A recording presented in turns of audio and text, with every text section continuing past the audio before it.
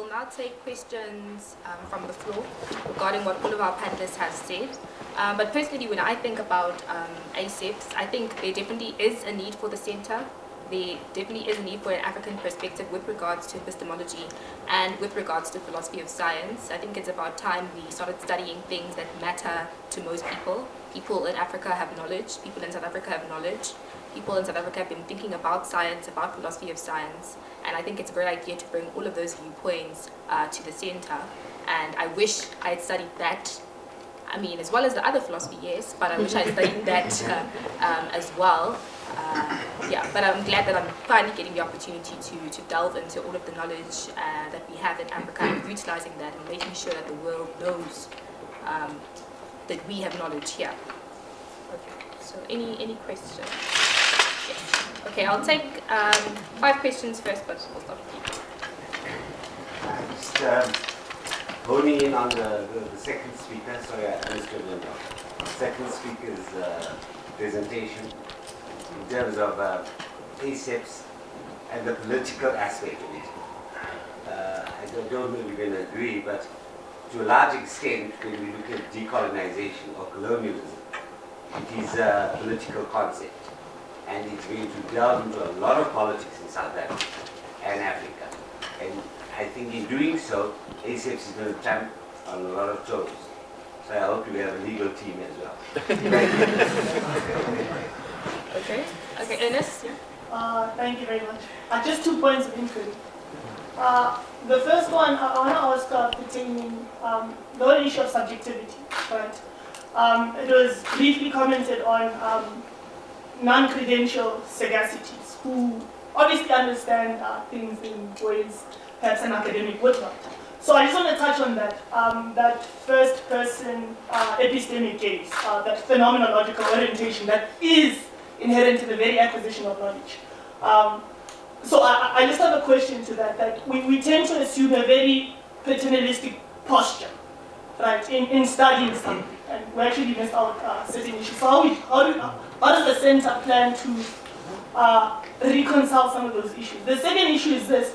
Okay, just to add and explicate what I mean by this. Because I think there's something very saliently shared in Kantian cosmopolitanism, for example. He writes only from a conceptual level, right? How do you speak about a knowledge of the world and being a global citizen, whereas you haven't left your own town? So this is exactly what I mean by these notions of subjectivity.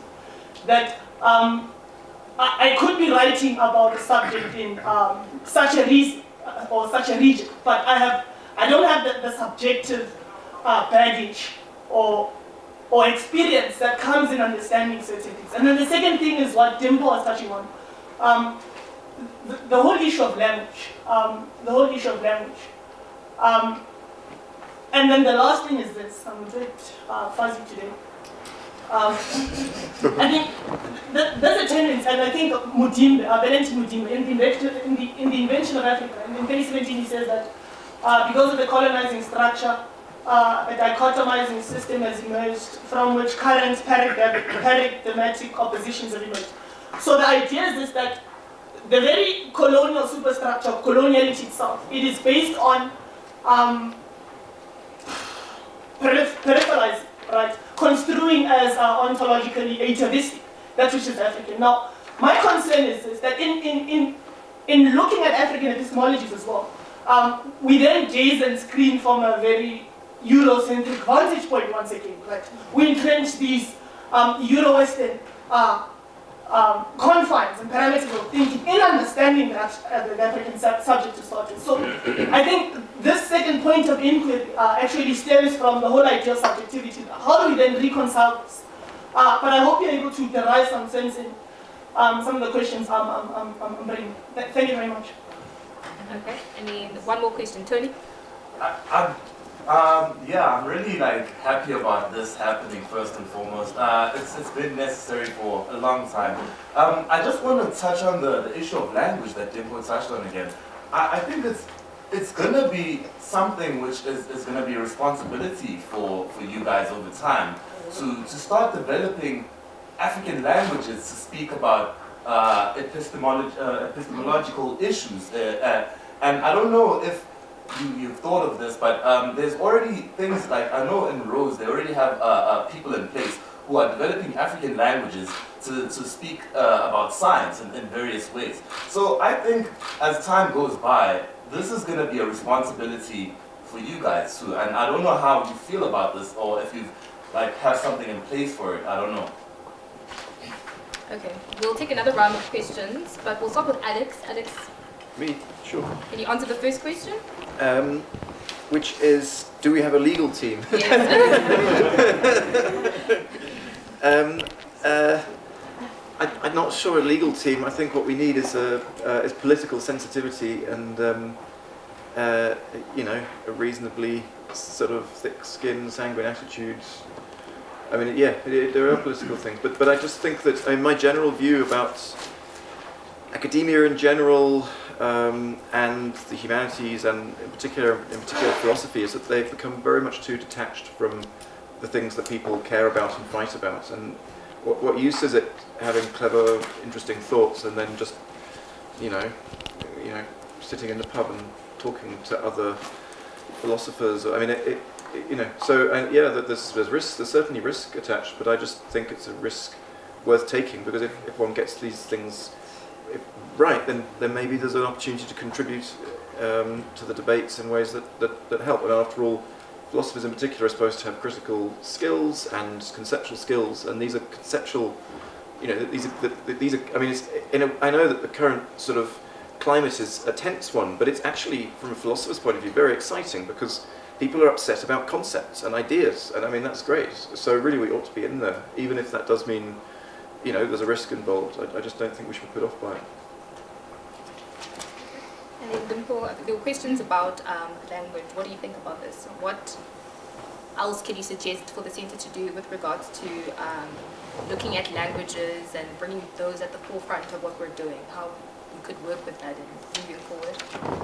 Well, it's interesting because, and looking at it right now, and one thinks that there's no possibility for us to even get to that point, But I think that it's necessary, it needs to be done.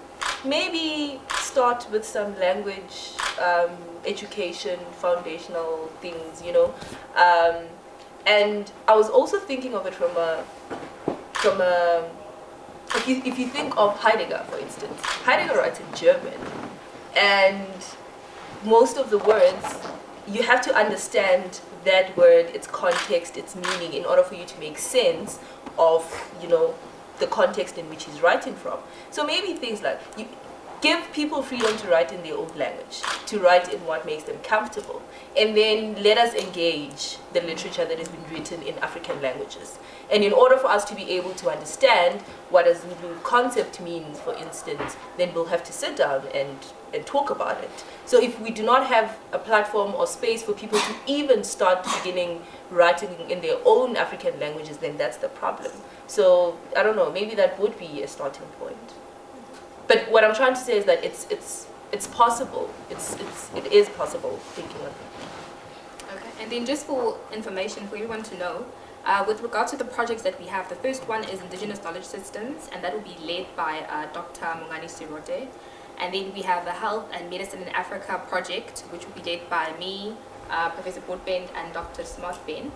And then our third project is Rationality and Power, and that will be led by Professor Beli Butoba and Chad Harris. So Chad, based on what Ernest was asking, what do you think about this idea of like you were saying, this epistemic gaze that we might have when we think about Africa, and the fact that Kant allegedly wrote on a conceptual level, but he never did leave his town, by the way, where he lived. So, what do you think about what Ernest was asking? Well, that was exactly my point about the danger we run as an ACEPS center, to say, these are the core values we maintain, and we're going to decolonize knowledge by considering indigenous knowledge systems. So we'll study them, but from what perspective are we studying them, and using what sorts of methods and what sorts of concepts and what sorts of assessments. If a key part of our job is to say how you assess knowledge claims, then another question is, well, what standards are we using to make those assessments, right? Are we just using the same standards that we've picked up in our education as Western philosophers? Or are we genuinely considering the way knowledge gets produced in traditional African societies and taking that seriously? Because it's only if we do the latter that we can say that we are working towards decolonizing knowledge. So we'll take more questions. Okay. I'll start with Dean of Engineering. Gosh, you shouldn't call me Dean of Engineering. I'm thinking of that engineered dean. So I have 2 remarks, or maybe they're questions. It seems like technology is really, could become a catalyst in some of what we intend to do. I personally at one point grew up in the Tsakane in Botswana, and I mentioned to somebody some time ago when I got into academia and I started to publish that I am writing. And the person really thought that, this person has really become very inefficient and perhaps even primitive. Because why should you use this medium of writing when you can simply communicate? You can talk even, you can use oral way of expression. But it does seem that we are writing, and despite the fact that when Alex introduced his Elon Musk, he did not talk about reading Elon Musk's book. He talked about listening to Elon Musk's book, which was interesting. So, should we, when we're talking about, and I think one of the panelists talked about documenting, and so should we be looking at alternative avenues for documenting as opposed to traditional avenues of documenting in the form of traditional publishing and in the form of traditional modes of peer review, especially in the arena of technology? It does not mean that, today if you go onto YouTube, you click on subtitles, very quickly you start seeing that you have the option to choose between English, Swahili, and many other languages, some 200 languages. So that brings me to the next component. So the first component is the mechanism of documentation and whether there should be alternatives in the way of peer review as opposed to what might be, what is perhaps even considered to be primitive in some cases. The second aspect deals with language. So Google the other day had, the way that the Google Translate works is that people build databases. You can correct databases if you don't like the way certain things are said. You can build this language. But Google was trying to translate between one language to the other and translate back, and it found inconsistencies in this translation back, from one to the other and backwards. So there's appearing a new language, which I don't know what Google will call it. It will be the Google language, which will be the central language where things will be mapped to, and then you can map to any other language. So it seems that this may be an opportunity because it may take us too long to learn too many languages too quickly. So we could leverage technology to expedite our journey and produce material quicker, and as we are doing this we can also maybe phase into the first phase where we start to produce documentation but in multiple languages. So this takes me to the third component, which deals with this engineered dean. We were talking about the fourth industrial revolution, where of course you have this era of machines and people who interact with each other, and the cyber-physical systems where you have vehicles that may interact with other vehicles. That's the first phase. But the next phase would most likely be that you have the situation of the hungry plant. This is the green stuff, not the plants as industry, which then communicates with others. For it might need certain type of pollen, it might need certain type of water. That starts to seem to be the fifth industrial revolution. So it seems that in the next 20 years we may actually have these mergers of industrial revolutions. Let's not call them only revolutions, let's call them evolution, taking the context of the first two questions, where they may have emotional connectivity into these systems. So I'm going to, I don't know where I'm going with the third part, but people told me that when you are in this space, you have to generate what will enable you to think. So I'm going to leave it there, and if I was typing this, I would put 3 dots. So so thanks very much. And a smiley. Yeah, and a smiley. Okay. Okay. Next question is yeah. Just to comment on a comment, Jumbo. It's dramatic irony that you opened up your presentation with a quotation from Steve Biko. I think President Zuma was out of the country with controversies when he made that statement. Otherwise, the Guptas would have no. I would love to respond to Professor Sinha's comment. And the first one is, about the fourth industrial revolution and the impact of technology and will it take us to Mars, and when we get there, so what the hell? So the first thing is, one of the things that we are rolling out 9 online programs this year in our faculty. And the key thing is, where exactly is the balance between face-to-face and online? And I think this was part of Alex's argument. And I still think it's incredibly important to speak to another human being in order to understand what is your logic. How does your mind work? How does mine work relative to yours? And where is the truth in between? Or maybe there's a new truth. And by the way, the plants that are yearning for something and shouting to get nourished are called the little shopper horrors, which is not that new. And then it's okay, so here's my question to the panel. And Jace, I could really associate what you said. I work in the field of management science. So we work in the science of keeping shareholders and stakeholders very, very happy. And it's becoming damn complicated. Could you guys please perhaps help us to ask clearer and deeper and more sensible questions about our profession? Thank you. Okay. We'll take one more question. Yes. Yeah, to start, I was a bit worried when Chair spoke, for example, using words like, how do we allow, and paraphrasing, it appeared to me saying that the same paternalistic, how do we allow these allow, the word allow. But to be fair, that when you answer the question, you use the word consider, and I thought that was perhaps a better word. But even for your second years, for example, saying the relationship between African beliefs and what we call scientific rationality, already here again, this seems to me to be problematic. So these beliefs would then be the opposite of the scientific rationality. But of course, if ACEPS is exactly to begin looking at those things, and perhaps we won't see this as a relationship, this one on this side of the equation, that one, in order to review them again with whose rationality, Western rationality. So but I think in your response to Ernest's question, maybe what I think would be more thoughtful terms we use. I mean, on the question on language also, I think it's true that it's something that we need to look at, and it will take perhaps some years.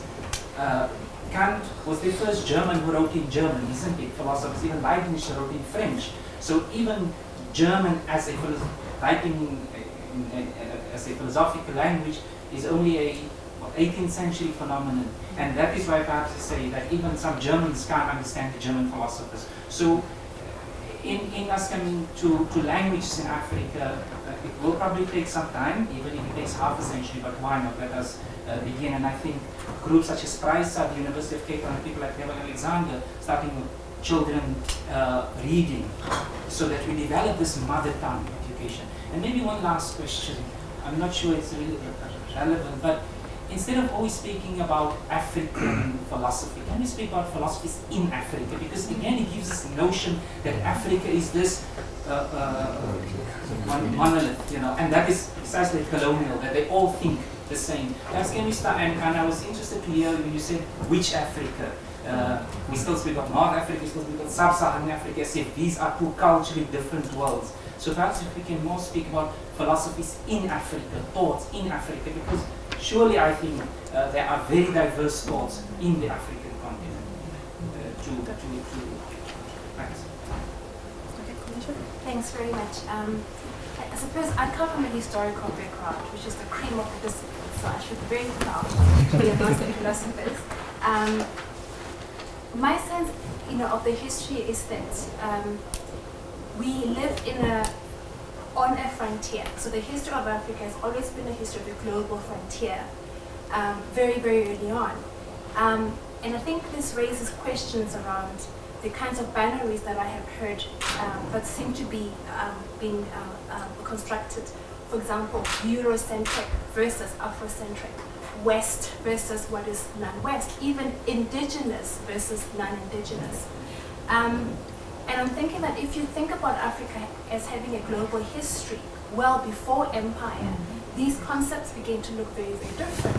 And I think there's been a lot of work done, tons and tons done by scholars in Africa and scholars elsewhere that really indicate that how people speak about what's indigenous is very different from what really is indigenous.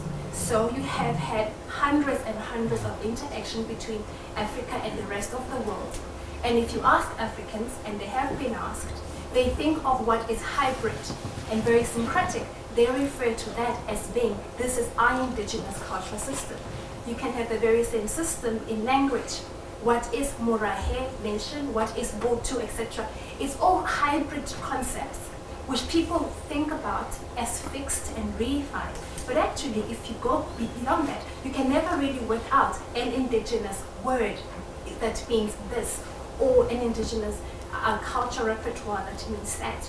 And I think, anthropological work talks a lot about how ordinary people are their own ethnographers. We always objectify when we talk. And so I suppose my question is, if you have a center that looks at this kind of producing an epistemology of Africa, how are you going to get that? And what would that actually mean? Is it possible, whether you are in Europe or in Africa or in Australia, is it really possible to talk about an epistemology of a region, given, especially in Africa, a very global history of interaction, and that people tend to speak about what's fluid and not fixed as if it's fluid and fixed? And how do you decide what is and what isn't? In other words, this is a question that applies, I think, for everything, not just for Africans. So what is the danger of thinking of ourselves as doing an African epistemology? So that's sort of like the first big question. So I worry about words like, a unique, particular, and so on. I'm not essentializing. So that's sort of the first set of, sort of big sort of questions. The other is that there's a really wonderful book that's written by William Bynant and Karen Brown, and it's a book on how people in the Eastern Cape, many of whom haven't gone to school, speak about animals and disease. And what they find is that people use words, people describe things as taboo or tradition, but actually in their language, they incorporate things like germs, bacteria, and so on. And so the distinction between tradition and modernity really is quite difficult, but they talk about what they're doing as, this is our own individual and indigenous practice of understanding what caused our cattle to ail, and so on. So I'm thinking,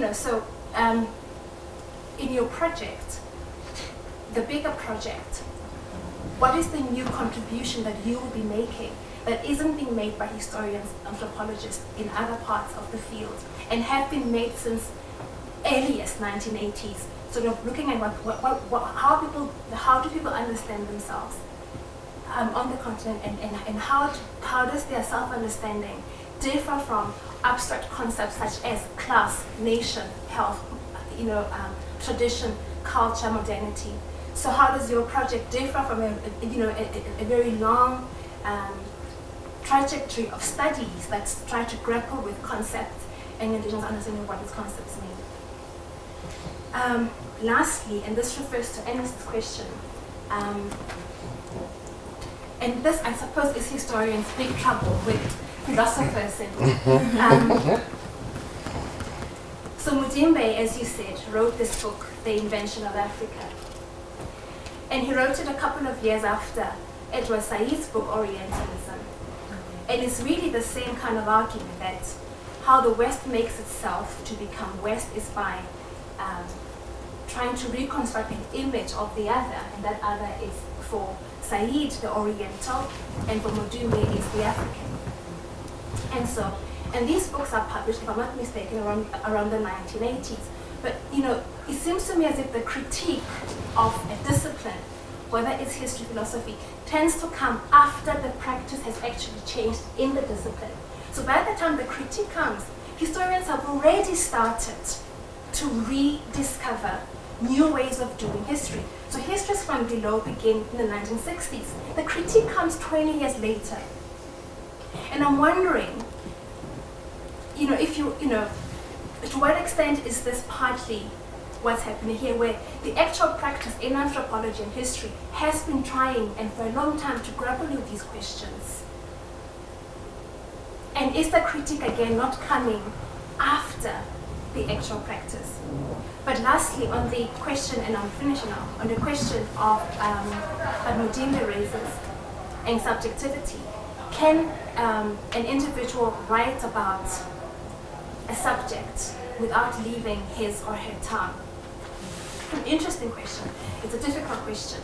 But I suppose the point is experience the site of creating knowledge? Is experience really what gives you, so you spoke very eloquently about how it's possible to talk about knowledge as universal, but is experience really necessary for the construction of knowledge, for ways of knowing? And how do we complicate that debate around being able to give people a voice, not speaking to for people and allowing them to be able to express themselves, have their own voice, but not claim that the body, one has to experience something to be able to say, I can write, speak, read, think about it, and that can be an entry point for knowledge in general. Okay, thank you for the questions. We'll have another round, possibly. I'll ask each of the panelists to speak on all of the questions that have been asked. So I lost track of each individual question from everyone, but one of the themes that emerged was the difficulty of finding the language to do what we need to do. And I think that is going to be one of the main concerns of ACEPS. You're right, it's difficult when you speak about, for example, allowing indigenous knowledge systems to become less peripheral, not to adopt the stance of someone who decides what isn't peripheral, right? So the question is, when we do our work as ACEPS, do we do it with the awareness that this is the danger that we always run into? We come from a specific background, we come from a certain discipline, and so it's inevitable that we are going to see these issues through the lenses of our discipline. Or is it possible for us to start innovating and finding new ways of doing the thing we did traditionally in a way that incorporates some of these concerns we had today? I think I'll just address what I picked up from the questions. And this is about, the different, what sets the center apart, and partly what I spoke about when I was giving my own presentation. And I think really it's about not treating the space or this African philosophy, science that we're trying to get into as just a study. But I think the importance of it also results in understanding our context, which results from our historical background and also informing our future. So the whole point, I think, of such a center would not necessarily mean or hope to prioritize or come up with an Afrocentric kind of a stance or literature that is being produced. But it's first acknowledging that we come from a certain context and we are brought of a certain specific history, and because now it's impossible for us to even dream of going back to, so the whole point, or what sets the center apart from what historians and anthropologists and all the other disciplines have attempted to do, I think, is in assisting us to construct a future existence. because now we live in an existence which is informed Western standards and Eurocentric and everything else, but we cannot give away the fact that we living in, at the moment, according to Eurocentric standards, we read Western literature and we look at literature according to certain or specific lenses.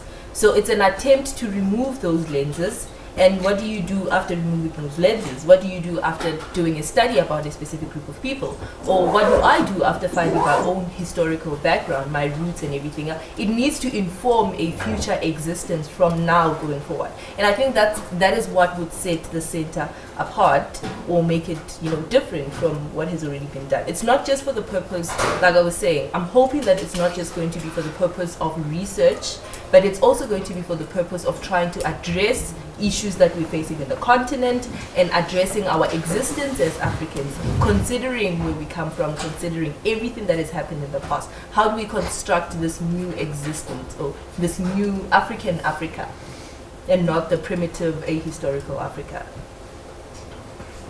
Yeah, my response maybe is to the gentleman who raised the question of whether we ought to talk of African philosophy or African philosophies. I totally agree with you that we have African philosophies and not necessarily an African philosophy. But maybe we may need to emphasize on the background from which this categorization of African philosophy is coming from. I think it has to do with, you realize that when normally individuals are in danger, they want to identify with each other. Then when they are out of danger, then they seek their individual salvation. So perhaps this is where we should go. Now that we have African philosophy, because African philosophy has had a history of skepticism. But now that no one really doubts that African philosophy exists and there's a lot to contribute to civilization, I think we now ought to move towards these African philosophies, and I agree with your observation.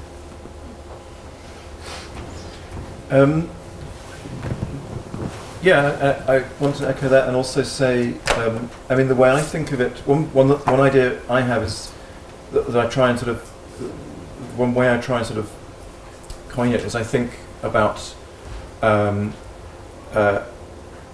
indigenous knowledge systems indigenous knowledge not lying only in the past. One of the big differences between anthropology and history and so forth on the one hand and then philosophy on the other is that those are documenting exercises and philosophy isn't. I know, I know exactly what to say to annoy historians because I did my PhD with them. But anyway, it merely stamp collecting. And so no, I'm joking. But there is a difference.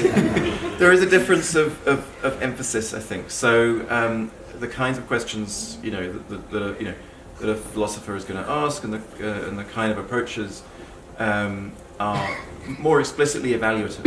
So it's not just how do people think. It's are they right to think that way, which isn't something that particularly anthropologists tend to. With a philosopher, it's often are we right to think that way.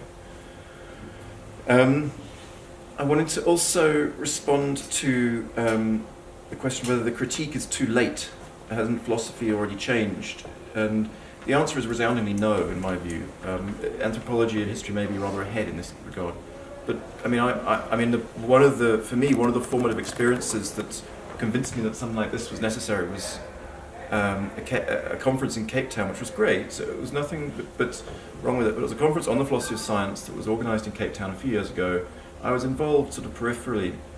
When I got there, I realised that everybody there almost everybody there had, flown in from America or England, had exactly the same conversations they would have had in America or England about scientific realism and so forth, which are jolly good and everything, and then they all flew home again. And I just thought, well, this was just a big hotel. People having a nice place.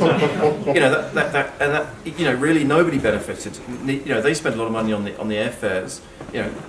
Cape Town got a slight boost to its economy from hotel revenue, but there was no meaningful, and they sort of, So I think the discipline, and this is a big issue in philosophy. It's very current in South Africa. It's very current outside of South Africa too. there's a huge need for a change in the way philosophers approach what they do. And I experienced it myself when I studied. You know, I was put off by, even studying in England as an English boy, I was put off by the kinds of things I was expected. I was expected to understand why it was interesting to learn about the theory of reference. In week 4 at university, I couldn't understand why anybody would think this was important, and there's just a complete lack of contextualization, and that is a problem that the discipline still does suffer from. So I don't think it's too late at all. I think on the contrary, it's a good time. And I wanted to respond to to Sarah on. I think it's a really interesting idea about alternative means of documentation, and maybe and this also in response to Dimpo, we are thinking of setting up a journal. We're intending to.